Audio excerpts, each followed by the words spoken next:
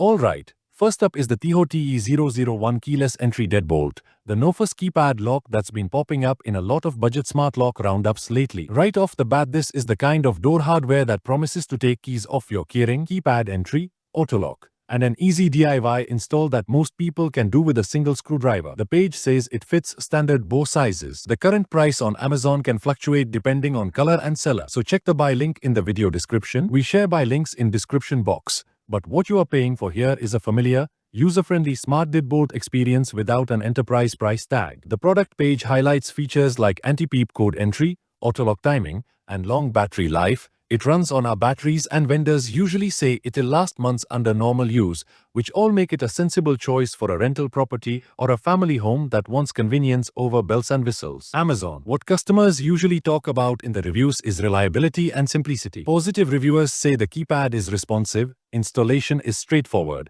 and the autolock feature stops the classic "did I lock the door?" panic. Negative reviews, and there are a few, tend to cluster around a handful of repeats. Some buyers mention that advanced smart integrations like direct Wi-Fi or third-party smart home bridges aren't built in, and a minority report occasional keypad glitches or a learning curve for the anti-peep input if you're not used to it. For most buyers, the trade-off is clear. You get fast convenience and decent durability for a reasonable price, but you don't get advanced remote control features unless you add a bridge or buy a different model. If I'm recommending it on camera, I'd say this is a solid, set it and forget it upgrade for people who want keyless entry and predictable performance without expensive home automation complexity. Pros: low cost of entry, easy install, solid battery life, anti-peep code. Cons: limited built-in smart home features and occasional reports of keypad hiccups. Again, check the product page for the latest price and user Q&A. Links are in the description. We share buy links in description box.